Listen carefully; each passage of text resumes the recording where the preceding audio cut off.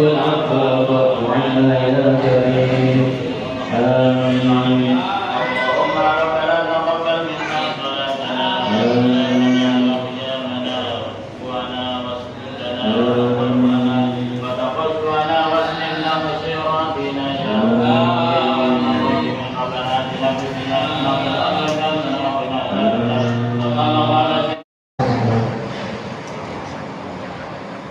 Bismillahirrahmanirrahim. Assalamualaikum warahmatullahi ta'ala wabarakatuh. Waalaikumsalam warahmatullahi wabarakatuh. Alhamdulillah, alhamdulillahilladzi wa kafa, wassalatu wassalamu ala rasulih mustafa wa ala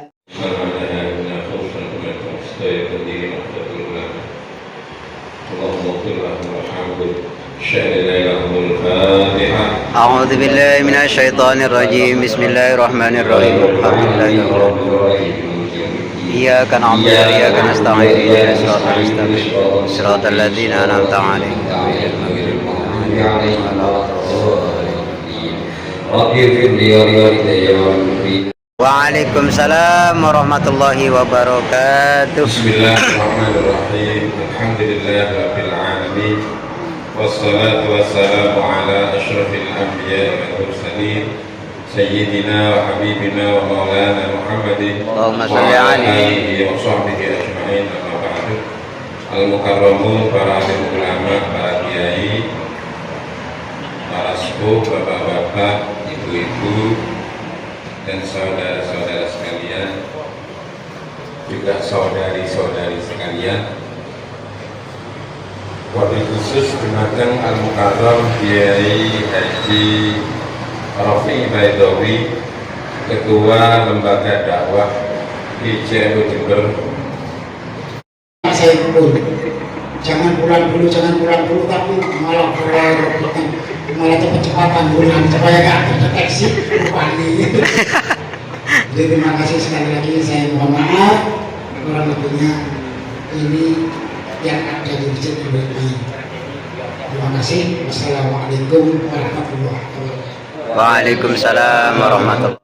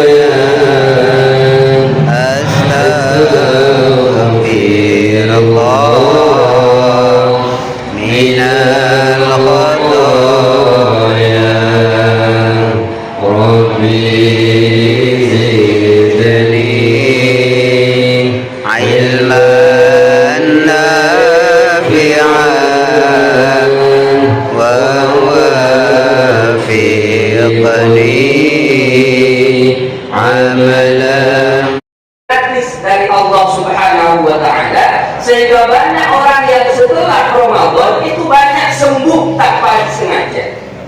Kenapa? Karena selama 30 malam dia terapi terus. Tapi ingat, terapi itu hanya bisa didapat hasilnya secara maksimal apabila dilakukan dengan tenang, tumaknina, dengan santai, dengan khusyuk. Karena kalau tidak dengan khusyuk, tidak dengan tenang, maka sebaliknya dia tidak akan mendapatkan apa-apa. Saya kasih pertimbangan seperti ini. Orang yang lari 1 kilo karena olahraga berbeda orang yang lari 1 kilo karena dikejar buaya. Saya ulangi, orang yang lari 1 kilo karena olahraga berbeda dengan orang lari 1 kilo karena dikejar buaya. Orang lari 1 kilo karena olahraga sehat, tapi orang lari 1 kilo karena dikejar buaya setara, Pak, bukan sehat. Mana dia? Karena olahraga sehat, keringatnya jadi hangat. Karena dikejar buaya sekarang keringatnya jadi dingin, Pak. Keringat dingin. Berarti hasilnya apa? Nggak ada hasil. Bahkan dia bisa stroke mendadak. Nah, ternyata harus khusyuk, santai. Nah, santai di sini sekedar kemampuan jemaah. Maka imam ketika jadi imam tarawih lihat dulu ke belakang. Ini yang tarawih, yang sepuh-sepuh atau yang muda-muda. Kalau yang muda-muda dipercepat tidak apa-apa, tapi jangan menghilangkan tumaninah, rukun terutama tumaninah. Kalau yang sudah sepuh-sepuh dia harus pelan-pelan. Tapi meskipun pelan, jangan terlalu pelan. Bacanya suratnya malah bukan surat yang biasa, baca Yasin misalnya. Bismillahirrahmanirrahim. Yasin. Jadinya bukan amin, abid.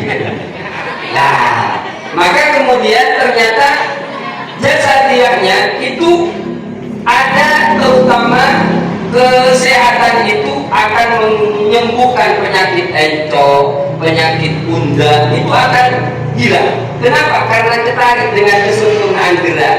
Bahkan ada penelitian terbaru.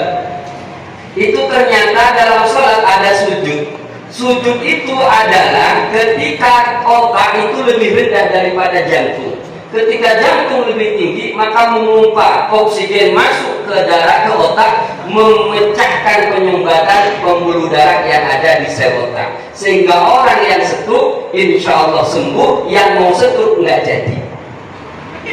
Maka kemudian orang yang tahajud sujud lama-lama akan lebih sehat dan lebih terhindar daripada stroke. Nah, di Amerika itu perempuan bukan orang Islam ternyata menyembuhkan stroke. Sedangkan bisa lihat di YouTube itu, ada penemuan terbaru, suruh sujud. Inilah keistimewaan sholat kita. Maka secara ilahiyahnya, pertama tarawih itu mendapatkan man qama ramadhana imanan wa ihtisaban ghufira lahu ma taqaddama min dhanbi, dimaafkan oleh Allah.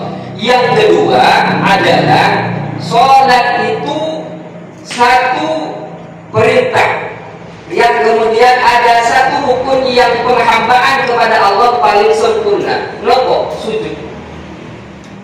Sujud ini adalah perbuatan di mana seseorang menanggalkan keangkuhannya, kemudian bersujud bersimpuh di hadapan Sang Khalik, di hadapan Allah Subhanahu wa Ta'ala.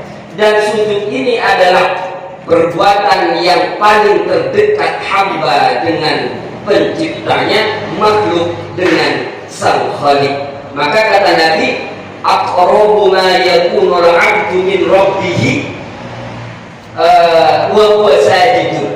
Nah, paling dekatnya orang itu kepada hambanya ketika dia sujud. Fa'aktsir doa, maka kemudian perbanyak doa ketika sujud. Nah, ternyata karena sujud itu sakral, tidak boleh sujud untuk main-main. Ada 3 sujud yang boleh dilakukan. Pertama, sujud karena rukun sholat. Yang kedua, sujud karena sujud syukur, baik syukur karena dapat nikmat. Yang kedua, syukur karena terhindar dari musibah. Yang ketiga adalah sujud tilawah. Maka selain itu tidak dianjurkan, hati-hati. Ada 2 pendapat ulama. Pertama adalah dibolehkan, yang kedua adalah diharamkan sujud. Selain yang 3 itu, kita dalam meneliti terkait rasa, bau, sama warna. Ini harus detail, sampai sedetail ini. Bahkan sampai pesantren di Lirboyo, pesantren di Poloso itu sampai merumuskan sangat detail, mengumpulkan buku yang membahas terkait head. Karena memang rotok dilipat ya, sehingga ketika kita menganggap kita head ternyata istihadah, ini kan sudah masalah sebenarnya. Ketika kita istihadah, kita punya kewajiban untuk berpuasa, padahal dia head, kan begitu. Di sisi lain, ketika dia istihadah, dia mengheadkan diri kan. Ini kan repot. Padahal detail ya, salah satu yang pernah saya dalami di dalam muhadzab itu terkait rasa, warna itu katanya para ulama ada yang kuning, agak